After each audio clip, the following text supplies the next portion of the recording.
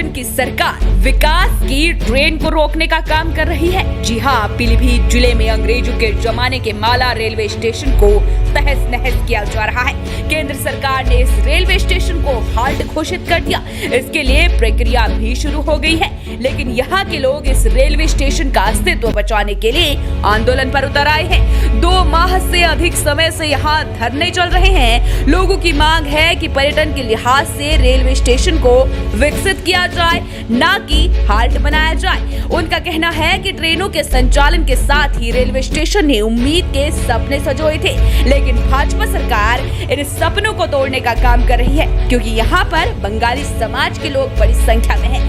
ऐसे में इन लोगों के हितों पर कुठाराघात किया जा रहा है। आज समाजवादी पार्टी में बरखेड़ा सीट से सपा प्रत्याशी पूर्व मंत्री हेमराज वर्मा माला रेलवे स्टेशन पहुंचे और धरना दे रहे लोगों को भरोसा दिलाया, यदि वो विधायक बनते हैं और उनकी सरकार सत्ता में आती है तो केंद्र सरकार से वार्ता कर माला रेलवे स्टेशन का अस्तित्व बरकरार रखा जाएगा। 10-15 ट्रेनें मतलब आना जाना होता था और यहाँ से लोग लखनऊ तक और इधर बरेली, कासगंज, मथुरा तक जाते थे, तो ट्रेन बंद हो गई सर।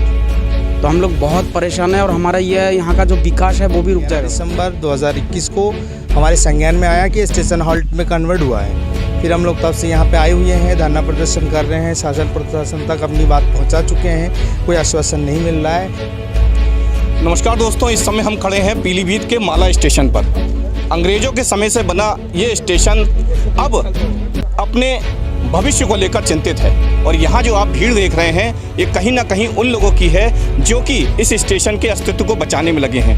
भाजपा सरकार इस स्टेशन को हाल्ट बनाना चाहती है। इसको लेकर यहाँ लंबे समय से धरना चल रहा है। 2 माह से अधिक समय बीत चुका है। आज यहाँ पर सपा नेता और सपा के प्रत्याशी हेमराज वर्मा पहुंचे हैं। किस तरीके का उन्होंने आश्वासन दिया है, क्या लोगों को विश्वास दिलाया है, उनसे बात करेंगे, उनसे पूछेंगे। हेमराज जी, क्या लोगों को आश्वासन दिलाया है, किस तरीके की बात? देखिए, ये हमारे क्षेत्र का दुर्भाग्य है कि ये पिछले 68 दिनों से माला स्टेशन को बचाने का धरना ये लोग दे रहे हैं, और यहाँ अधिकतर बंगाली समाज के लोग हैं, क्योंकि ये माला गांव, माला कॉलोनी बंगाली बाहुल इलाका है और आसपास में अन्य लोग भी हैं। तो ये माला स्टेशन अब ये हाल्ट में तब्दील किया गया और इसको निर्माण कार्य लोगों ने रुकवा दिया, वरना इसको जो है अब तक पूरा कर देते, और इस स्टेशन को ये लोग यहाँ ख़त्म करना चाहते हैं। जबकि ये स्टेशन अंग्रेज़ों के समय की सैकड़ों साल पुरानी स्टेशन है ये, और ये स्टेशन इस क्षेत्र की पहचान है। ये जो जंगल आपको दिख रहा है ये माला रेंज का जंगल है, माला के नाम से जंगल है। पास से ही माला नदी निकलती है,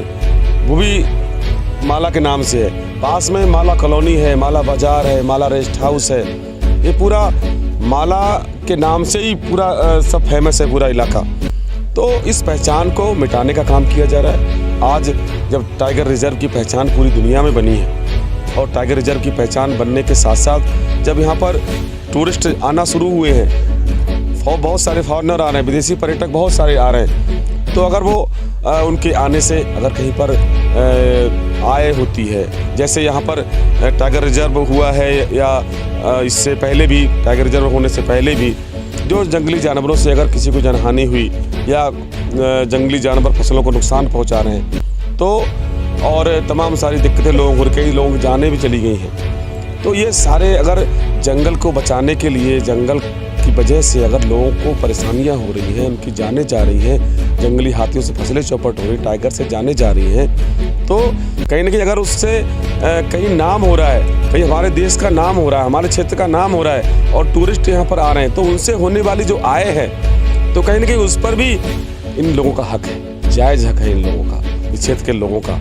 अगर यहाँ पर ये माला स्टेशन जब भव्य रूप यहाँ पर लेगी तो ये पहला स्टेशन है पीलीभीत के से करीब 15 किलोमीटर हवाई दूरी है, और ये पहला स्टेशन है जो जंगल के पास से है। आप देख रहे होंगे जंगल के बीच में स्टेशन मान लीजिए, तो यहाँ से टाइगर रिजर्व की भव्यता और बढ़ेगी।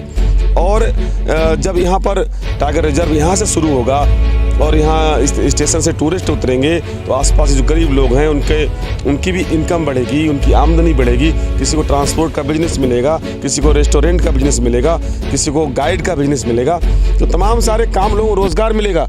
तो अगर टाइगर रिजर्व से जो रोज़गार सृजित होंगे उस पर सबसे पहला हक अगर कहीं पर है तो इस माला क्षेत्र के लोगों का है। जंगल के किनारे के लोगों का है। तो कहीं ना कहीं इनके हक को मारने का ये काम किया जा रहा है। तो ऐसी स्थिति में इस माला स्टेशन को और इनके जो धरना इन्होंने दिया है, इसके लिए हमारा पहले से समर्थन है। और इस माला की पहचान को बचाने के लिए, इस स्टेशन को बचाने के लिए हम इनके साथ खड़े हैं। और सरकार बनते ही इस पूरे क्षेत्र को और टूरिस्ट जो है इसको एक पर्यटन हब के रूप में इसे डेवलप करेंगे। और जिसमें माला स्टेशन को बनाया जाना इसमें इंक्लूड कराएंगे। और इसका प्रस्ताव बना के भारत सरकार पर भी दबाव बनाएंगे। और हर कीमत पे, किसी भी कीमत पर माला स्टेशन को मिटने नहीं देंगे। इसको बचाने के लिए हमें जान भी देनी पड़े, हम जान भी देने को तैयार होंगे इसके लिए। आज जी मंच से अखिलेश यादव जी ने भी जो है बंगाली समाज की समस्याओं को लेकर मतलब निस्तारण के लिए बोला था, क्या कहेंगे उसको? देखिए, माननीय अखिलेश यादव जी ने हर वर्ग, हर जाति, हर धर्म के लिए काम किया है। मुझे याद है कि बंगाली समाज की जो समस्याएं हैं, मैं भली भांति जानता हूँ। बंगाली समाज की समस्याएं हैं, उनके साथ उनको अभी बहुत सारे परिवारों को नागरिकता नहीं मिल पाई है। बहुत सारे परिवारों को उनकी ज़मीनों का मालिकाना हक नहीं मिल पाया है। उनके बच्चों के उनके निवास प्रमाण पत्र नहीं बन पा रहे हैं। उनको स्कॉलरशिप के नहीं मिल पा रही, उनके जाति प्रमाण पत्र नहीं बन पा रहे हैं। और तमाम सारी समस्याएं, नमो शूद्र पौर्ण माझी जातियों को अनुसूचित जाति में शामिल कराने की मांग इनकी अभी अधूरी है। तो ये तमाम सारी मांगे हैं, मैं उनको भली भांति परिचित हूँ। मैंने इस पर पिछली सरकार में काफ़ी तैयारी की थी। और जो है हमने इसका प्रस्ताव बना के अनुसूचित जाति में शामिल करने का प्रस्ताव ने भारत सरकार को भेजा भी था। लेकिन चूँकि बीच में बीजेपी की सरकार आ गई, अब ये लोग उस पर कुछ अमल नहीं कर पाए। तो कहीं ना कहीं ये समस्याएं माननीय अखिलेश यादव जी भी पूरी तरह से परिचित हैं। और बंगाली समाज को उन्होंने अपनी पार्टी में प्रतिनिधित्व दिया है।